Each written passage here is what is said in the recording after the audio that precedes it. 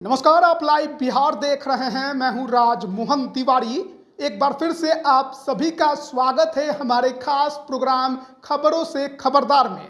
देखिए, बिहार की राजनीति पर हम लगातार चर्चा करते हैं। इसके अलावा बिहार से जुड़ी जो महत्वपूर्ण बातें हैं वो भी हम आपको बताते हैं। लेकिन कल का दिन देश के लिए भी खास है और बिहार के लिए भी अहम है, क्योंकि एक तरफ जहां T20 वर्ल्ड कप का फाइनल होगा, भारत और दक्षिण अफ्रीका के बीच कल लड़ाई होगी। भारत दूसरी बार T20 वर्ल्ड कप को जीतने की कोशिश करेगा, तो वहीं बिहार की राजनीति में भी सुगबुगाहट तेज है। एनडीए के अंदर खलबली है। बीजेपी नेता नीतीश कुमार के खिलाफ बयान दे रहे हैं। बीजेपी के नेता अपने ही पार्टी के प्रदेश अध्यक्ष सम्राट चौधरी के खिलाफ बयान दे रहे हैं। और इसी बीच कल दिल्ली में नीतीश कुमार की पार्टी जनता दल यूनाइटेड के राष्ट्रीय कार्यकारिणी की बैठक है। बड़े फेरबदल की आशंका जताई जा रही है। नीतीश कुमार किसे अपना उत्तराधिकारी बना देंगे, इस बात को भी लेकर काफी ज्यादा चर्चा तेज है। और चिराग पासवान के लिए भी कल का दिन बेहद खास है, क्योंकि राजधानी पटना में वो ताकत दिखाने वाले हैं। वो अपने तमाम सांसदों को साथ लेकर एसके मेमोरियल हॉल में एक बड़ा कार्यक्रम कर रहे हैं। बड़ी भीड़ भी जुटेगी और जोरदार स्वागत होगा। जिस प्रकार से एनडीए का रिजल्ट रहा, उसमें चिराग पासवान 5 में 5 सीटें जीत गए। जहां जेडीयू और बीजेपी को नुकसान हुआ, वहां चिराग पासवान ने दिखाई अपनी ताकत और अब केंद्र में मंत्री भी बन गए हैं। तो विस्तार से चर्चा करेंगे। हमारे साथ वरिष्ठ पत्रकार रवि रंजन जी हैं और वरिष्ठ पत्रकार प्रवीण बागी जी हैं। सबसे पहले तो नीतीश कुमार दिल्ली पहुंच गए हैं। पार्टी के तमाम बड़े नेता पदाधिकारी दिल्ली पहुंच गए हैं। कल का दिन जेडीयू के लिए कितना अहम देख रहे हैं? देखिए, जब जब इस तरह की बैठक होती है, नीतीश कुमार पार्टी की कार्यकारिणी की बैठक बुलाते हैं, तो उसमें संगठनात्मक मुद्दों पर बड़े फैसले लिए जाते हैं। तो इस बार भी ये उम्मीद की जा रही है कि संगठनात्मक मुद्दों को लेकर के चर्चा होगी और उस पर कोई फैसला लिया जा सकता है। और उसके पहले, कार्यकारिणी की बैठक के पहले पदाधिकारियों की बैठक होगी और उसमें एजेंडा तय होगा कि किस मुद्दे पर चर्चा होनी है कार्यकारिणी में, और जो एजेंडा तय होगा उस पर कार्यकारिणी में चर्चा होगी। तो माना ये जा रहा है कि एक तो कि नीतीश कुमार अपना बोझ को कुछ हल्का करना चाहते हैं। वो मुख्यमंत्री के साथ पार्टी के राष्ट्रीय अध्यक्ष भी हैं, उनका स्वास्थ्य भी ठीक नहीं रहता, तो वो दोनों जिम्मेवारियों को वहन करने में अभी सक्षम नहीं महसूस कर रहे हैं। तो इसलिए एक चर्चा ये हो रही है कि वो कार्यकारी अध्यक्ष इसमें किसी को बनाया जा सकता है। चर्चा ये भी है कि क्या उड़ीसा की तर्ज पर एक पांडियन की खोज हो रही है बिहार में। पांडियन वहाँ एक आईएएस अधिकारी थे जिन्होंने रिटायरमेंट के बाद वहाँ के जो मुख्यमंत्री थे नवीन पटनायक, उनके वो छाया बन गए थे और उनको सुपर सीएम वहाँ कहा जाता था कि वही सब कुछ संचालन, राजकाज का संचालन वही करते थे। और सीएम से कौन मिलेगा, क्या सीएम कहाँ जाएंगे, ये सारा चीज़ पांडियन ही तय करते थे। चुनाव में उनके साथ प्रचार में पूरे समय वही साथ रहते थे। हालांकि वहाँ पार्टी की बुरी तरह हार हुई नवीन पटनायक की पार्टी की। उसके बाद पांडियन ने भी राजनीति छोड़ दी और वो इस्तीफा दे दिया उन्होंने सलाहकार पद से। तो उसी तर्ज पर यहाँ भी कुछ अधिकारियों के नाम की चर्चा हो रही है कि वो कार्यकारी अध्यक्ष बनाए जाएंगे। और इसके पहले भी वो पार्टी के लिए काम कर रहे हैं। अभी मुख्यमंत्री के सलाहकारों का उसमें नाम आ रहा है कि उनको ये जिम्मेवारी सौंपी जा सकती है। फिर कुछ राजनीतिक नेताओं के भी नाम चर्चा में हैं कि उनको कार्यकारी अध्यक्ष बनाया जा सकता है। और फिर उपेंद्र कुशवाहा पर भी कुछ चर्चा होगी, कोई रणनीति पार्टी उस पर बना सकती है अपनी, कि कैसे उपेंद्र कुशवाहा को साथ फिर से वापस लाया जाए, जोड़ा जाए पार्टी के साथ। तो इस पर एक पार्टी में आम सहमति तैयार की जाएगी। यही सब मुद्दे चर्चा में हैं। तो नाम जिसका है वो है मनीष वर्मा। ये कैसे देख रहे हैं, क्योंकि ये भी एक अधिकारी के पद से रिटायर्ड हुए हैं, अब मुख्यमंत्री के परामर्शी हैं, और सबसे बड़ी बात है कि जेडीयू का झंडा लेकर पूरा बिहार घूम रहे हैं। हाँ, मनीष वर्मा एक आईएएस अधिकारी रहे हैं और उनके काम की तारीफ हुई है। खास बात है कि वो नीतीश कुमार की जाति से हैं और नालंदा से ही हैं।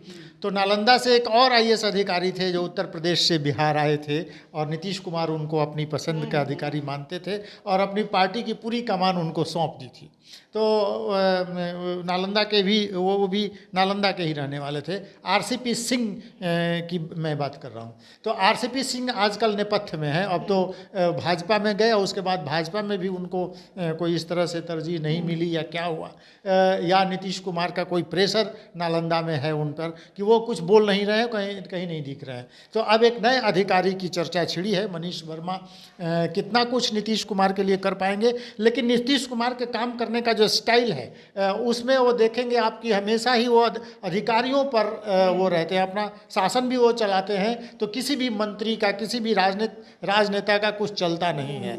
एक बार उन्होंने अपनी पार्टी की कमान माने आरसीपी सिंह को, तो वही हो गए सब कुछ। और बाद में जब इनको प्रशांत किशोर को भी पार्टी का उपाध्यक्ष बना दिया था, तो प्रशांत किशोर ही सब कुछ देखते थे। और ये दोनों लोग पॉलिटिकल लोग नहीं हैं, माने ये मैनेजर्स हो सकते हैं और आईएएस ऑफिसर जो हैं वो पॉलिटिकल तो बिल्कुल ही नहीं थे, लेकिन उनको बनाया। अब एक बार फिर नीतीश कुमार किसी आईएएस पर उनका ध्यान गया है, तो वो पार्टी को एक डिक्टेटर की तरह ये लोग चलाते हैं। आरसीपी सिंह भी चला रहे थे और ये भी चर्चा थी कि पार्टी का सारा पैसा, लेखा जोखा इत्यादि आरसीपी सिंह ही देखते हैं।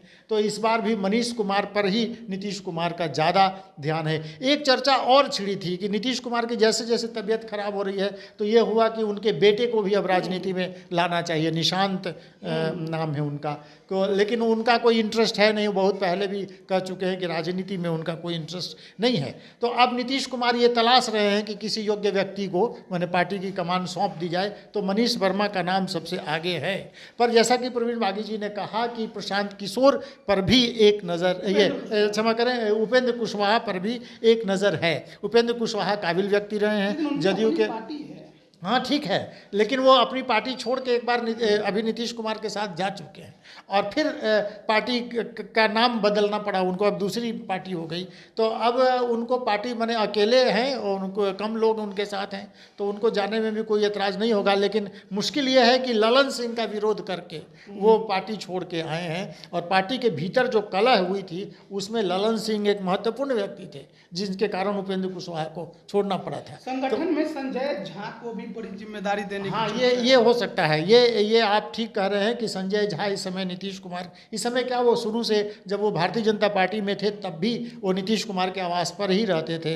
बाद में वो जब आए जदयू में तो इस पर विवाद भी हुआ कि भारतीय जनता पार्टी ने वो सवाल उठाया कि उनकी ही पार्टी के नेता को क्यों ले गए। लेकिन संजय झा नीतीश कुमार के इस समय उनकी छाया बने हुए हैं, हर जगह उनके साथ रहते हैं। तो नीतीश कुमार अगर उनको मंत्रालय में जगह नहीं दिला पाए हैं या जो भी कारण होगा, तो ये सोच के रखा होगा कि पार्टी की जिम्मेदारी उनको सौंपेंगे।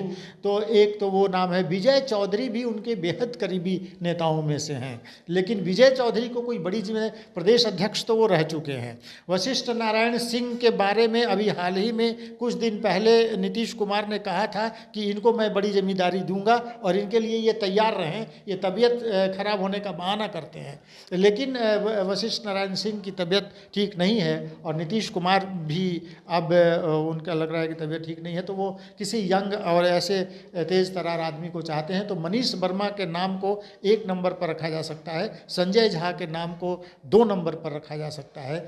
और अब पार्टी की कल जो कार्य समिति की बैठक होगी उसमें पार्टी जनों की क्या राय होगी, नीतीश कुमार उस पर विचार करेंगे। अभी के संगठन में फेरबदल पर तो चर्चा होगी, लेकिन जिस तरीके से बीजेपी नेताओं के बयान आए हैं, क्या उस पर भी चर्चा होगी? क्या विधानसभा चुनाव को लेकर भी रणनीति बनेगी? इस ओर आप कैसे देख रहे हैं इस बैठक को? नहीं, ये तो स्वाभाविक है, उस पर चर्चा होगी ही, मगर उसके पहले उनके पुत्र को लेकर के चर्चा होगी।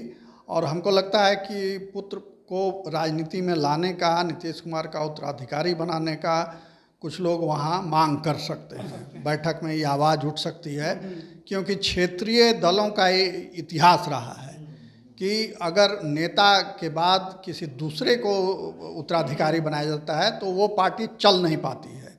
जो भी क्षेत्रीय दल सफलतापूर्वक अभी चल रहे हैं उन सब में यही उनका इतिहास है कि नेता के बेटे को उनका उत्तराधिकारी बनाया गया, फिर उनके बेटे को उत्तराधिकारी बनाया गया। तो ऐसे वो पीढ़ी दर पीढ़ी पारिवारिक पार्टी के रूप में वो चल रही है। जैसे आप देखिए तमिलनाडु में जयललिता के कोई परिवार से कोई नहीं था, वो पार्टी उनकी नहीं चल पाई। मगर वहीं जो इनके द्रुमक के जो नेता थे करुणानिधि, उनके पुत्र उत्तराधिकारी बने तो वो पार्टी चल रही है। एनटी रामाराव का नाम आपने लिया, एनटी रामाराव के पुत्र नहीं थे तो वो उत्तराधिकारी नहीं बना पाए किसी अपने पुत्र को, तो वो पार्टी भी नहीं चली। और फिर उनके दामाद ने वो पार्टी एक तरह से दखल कर लिया उस पर। फिर आप यूपी में चले आइए, मायावती को कोई पुत्र नहीं है, विवाह ही नहीं किया है उन्होंने, तो उनकी भी पार्टी अब अवसान की ओर जा रही है, अपने भतीजे को उन्होंने बनाया है। मगर वहीं मुलायम सिंह यादव ने अपने बेटे को उत्तराधिकारी बना दिया तो वो पार्टी खूब फल फूल रही है। इस बार अच्छा स्कोर भी किया उसने लोकसभा चुनाव में। उसी प्रकार मायावती का देख लीजिए, ये ममता बनर्जी का देखिए, यहाँ बंगाल में ममता बनर्जी ने भी शादी नहीं की तो वो अपने भतीजे को उत्तराधिकारी बना रही हैं। मगर वो भतीजा उनका कई बार विवादों में घिरता रहा है, तो वो भी उसके बाद क्या हश्र होगा वो देखना पड़ेगा। उड़ीसा का उदाहरण ताज़ा, सबसे ताज़ा उदाहरण है। नवीन पटनायक भी शादी नहीं किए तो उनका भी कोई बेटा नहीं था, वो भी उत्तराधिकारी नहीं बना पाए वो पार्टी अंत में, और अपने भी कट गए थे बीमारी की वजह से, तो चुनाव हार गए। अब एक तरह से वो पार्टी उनकी छिन्न भिन्न होने की स्थिति में है। तो इसलिए ये सब उदाहरण देख करके बिहार में जदयू के जो नेता हैं वो भी इस मन के कुछ लोग हो गए हैं उसमें कि उत्तराधिकारी के रूप में निशांत को आगे बढ़ाया जाए, ताकि नीतीश कुमार के बाद भी जदयू चलती रहे, पार्टी आगे बढ़ती रहे। नीतीश कुमार ने हमेशा परिवारवाद का विरोध किया है, लालू यादव को इसी मुद्दे पर उन्होंने घेरा है और लोकसभा चुनाव में लगातार घेरते रहे। क्या नीतीश कुमार तैयार होंगे इसके लिए? नीतीश कुमार देखिए, सदन में लाने में दिक्कत हो सकती है, मगर पार्टी में कोई जिम्मेवारी देने में तो कोई दिक्कत नहीं होगी। पार्टी में कोई पदाधिकारी बना के उनको धीरे धीरे आगे बढ़ाया जाएगा, तो इसमें कोई सिद्धांतों का भी बाधा नहीं खड़ी होगी, या कोई नैतिक दबाव भी उन पर नहीं पड़ेगा, या कोई इसमें खराबी भी नहीं मानी जाएगी। कभी भी निशांत राजनीतिक तौर पर दिखाई नहीं दिए हैं। नहीं, निशांत की रुचि नहीं है राजनीति में, वो ये स्पष्ट कर चुके हैं। मगर घर परिवार का, पार्टी के नेताओं का दबाव पड़ने पर वो आ सकते हैं राजनीति में, और फिर उसके बाद धीरे धीरे उनका मन रम सकता है। राहुल गांधी भी कहते थे कि राजनीति में रुचि नहीं है, राजनीति में आना नहीं चाहता हूँ, मगर अब राजनीति के बिना वो माने चल नहीं सकते एक कदम भी। एक है कि पैर जमा चुके तेजस्वी के सामने नए राजनेता के तौर पर निशांत कितना टिक पाएंगे? नहीं, तो निशांत तो अभी एंट्री लेंगे, और लेंगे भी कि नहीं लेंगे ये अभी चर्चा का विषय है, अभी ये पक्की बात नहीं है। मगर लेंगे तो वो उनके पीछे पूरी पार्टी खड़ी रहेगी। अभी नीतीश कुमार खुद हैं, तो अभी तो मोर्चा नीतीश कुमार ही लेंगे, मगर भविष्य के लिए उनको तैयार करने की बात हो सकती है। तो ये तो जनता दल यूनाइटेड के राष्ट्रीय कार्यकारिणी की जो कल बैठक होनी है उस पर हम चर्चा कर रहे थे। लेकिन देखिए, बिहार की राजनीति में चिराग पासवान ने तो अपनी ताकत दिखा दी। बीते 3 लोकसभा चुनाव को अगर आप गौर से देखें तो 2014 में जब एकजुट लोक जनशक्ति पार्टी थी तो 7 सीटों में से 6 सीटों पर जीत मिली। एक नालंदा की सीट कुछ हजार वोटों से ही वो हारे। उसके बाद 2019 की बारी आई तो 6 की 6 सीटों पर उन्हें जीत मिल गई उनकी पार्टी को। इस बार पार्टी में टूट थी, एक बार फिर से पार्टी को खड़ा करना था। लोजपा रामविलास नाम से वो मैदान में उतरे, झोपड़ी भी छिन गई थी, हेलीकॉप्टर सिंबल था, और 5 टिकट एनडीए ने उन्हें दिया, 5 की 5 उनकी पार्टी ने जीत लिया है। भव्य स्वागत की कल तैयारी है। चिराग पासवान को लेकर कई तरह के कयास लगाए जा रहे हैं। खुद को सीएम के तौर पर वो भी देखते हैं, अब तो केंद्र में मंत्री बन गए हैं। कैसे देख रहे हैं चिराग पासवान का ये जो सफर है और कल जो स्वागत होने वाला है? नहीं, देखिए, चिराग पासवान का स्ट्राइक रेट माने बहुत अच्छा है, और प्रधानमंत्री नरेंद्र मोदी कई बार खुले मंच से उनकी तारीफ कर चुके हैं। नरेंद्र मोदी ने तो एक बार ये कहा था कि वो मेरे बेटे जैसा है, इसलिए मैं चाहता हूँ कि वो राजनीति में आगे बढ़े। और तो वरदहस्त है प्रधानमंत्री का। ये चिराग पासवान ही थे 2014 का या 19 का चुनाव, मुझे जिस समय वो पहली बार उसमें गए, तो उस समय मैं वहाँ था, रामविलास पासवान जी से बातचीत करने गया था और रामविलास पासवान जी कह रहे थे कि मैं मोदी के साथ नहीं जाऊंगा, लेकिन चिराग पासवान ही हैं जिन्होंने उनको मजबूर किया कि वो जाएं उनके साथ, और चिराग पासवान ने अपनी पार्टी को उस स्थिति में बनाया। जब चिराग पासवान बड़ी मुश्किल में घिर गए, उनके चाचा ने उनकी पार्टी हड़प ली, उनके दफ्तर हड़प लिया, सब कुछ ख़त्म कर दिया उनका, तब नरेंद्र मोदी ने उनका साथ दिया और वो खुलकर सामने आए। और अब एक भविष्य जो है वो सोशल मीडिया पर बहुत तेज़ी से वायरल हो रहा है कि चिराग पासवान बिहार के भावी मुख्यमंत्री हो सकते हैं। हाँ, तो क्या भारतीय जनता पार्टी उनमें कोई संभावना देख रही है? क्या तो चिराग पासवान अपनी पार्टी का विलय कर देंगे, या चिराग पासवान अगर बिहार की राजनीति में कुछ बड़ा काम, क्योंकि नीतीश कुमार से भी उनकी नज़दीकी हाल के दिनों में बढ़ी है, तो क्या नीतीश कुमार अपने एक नए भतीजे को आगे करेंगे? क्योंकि नीतीश कुमार को भी वो ज़रूरत है कि कोई एक और भतीजा उनको मिले, तो अब वो एक नए भतीजे हैं।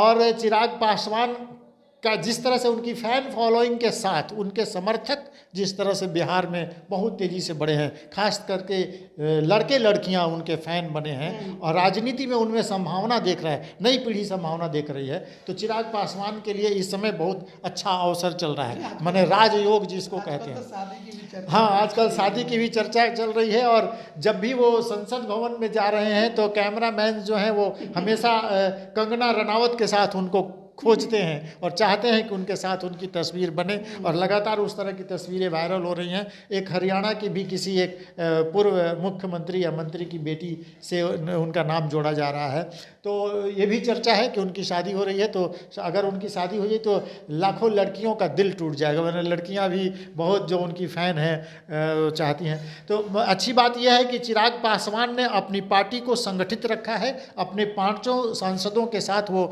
बिहार आ रहे हैं, और बिहार में जिस तरह से केमिस्ट्री उनके सांसदों ने दिखाया, खास तौर पे सांभवी जो उनकी बहुत उनके साथ दिखा रही हैं, और सांभवी बहुत योग्य नेता की तरह, उसने जब वहाँ पर शपथ भी लिया तो बिल्कुल उनको याद था, वो कागज़ वो नहीं देख रही थी, वो पढ़ के नहीं बोल रही थी, उनको याद था। तो सांभवी भी एक तेज़ तर्रार नेता के तौर पर आगे बढ़ रही हैं, चिराग पासवान भी एक नौजवान नेता, तो उस पार्टी की एक छवि अच्छी बन रही है, नौजवान पढ़े लिखे लोग हैं उसमें। तो चिराग पासवान के अच्छे दिन है इस समय, अब देखिए आगे क्या करते हैं। अब तो पार्टी कार्यालय को लेकर भी कई तरह की चर्चा है कि चाचा जी से वापस लिया जा रहा है, फिर भतीजा जी को मिल जाएगा, और उनको मिल ही जाएगा, और उन्हीं के आवेदन पर वो खाली कराया जा रहा है। उन्होंने ही आवेदन दिया था, तो उसी पर सरकार ने कार्रवाई की और खाली कराया है। अब वो फिर रंग रोगन करके चिराग पासवान को वो सुपुर्द कर दिया जाएगा, और अब वहाँ उनका पार्टी ऑफिस चलेगा जिसमें कभी उनके पिता ने शुरुआत की थी, जहाँ से, और चाचा ने कब्जा कर लिया था। तो चाचा भतीजे के विवाद में चाचा को बहुत कुछ खोना पड़ा, मगर ये है कि ये भतीजे के लिए बहुत अच्छा शगुन हुआ। कार्यालय छीनना और पार्टी का टूटना ये चिराग पासवान के लिए शुभ शगुन साबित हुआ, और देखिए उनको सफलता मिल गई। बिहार में 2 ही पार्टी ऐसी रही जिसने 100% सफलता हासिल की लोकसभा चुनाव में। एक जीतन राम मांझी की पार्टी, 1 सीट मिली, 1 जीत गए, और दूसरे रामविलास पासवान जी के पुत्र की पार्टी चिराग पासवान की पार्टी, उनको 5 सीट मिली, 5 जीत गए। बड़े बड़े लोग खेत रहे इस चुनाव में, आर.के. सिंह जैसे केंद्रीय मंत्री खेत रहे, चुनाव हार गए, उपेंद्र कुशवाहा जैसे दिग्गज नेता हार गए, वहाँ इनके 5 उम्मीदवार जीत गए। तो ये एक बड़ी बात है, और इसे उनके विरोधी भी स्वीकार करते हैं। दूसरी बात यह है कि चिराग पासवान एक सुलझे हुए नेता हैं। बिहार के तमाम छोटे से लेकर के बड़े नेता तक चुनाव में बदजीवानी करते दिखे और भद्दी भाषा का प्रयोग करते दिखे, मगर चिराग पासवान के मुंह से कभी किसी ने कि कोई अभद्र भाषा नहीं सुनी, अभद्र शब्द उन्होंने इस्तेमाल नहीं किया।